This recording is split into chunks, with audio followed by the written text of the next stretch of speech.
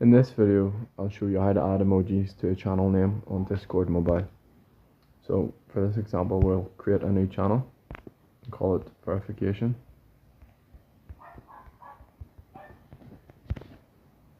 Right, so to add the emoji, open up the channel, and then the top right, open up the channel settings to edit it.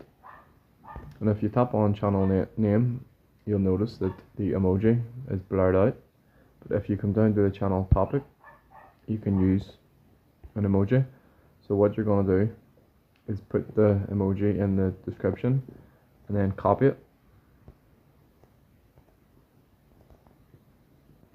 And then once you've copied it, you simply paste it into the channel name.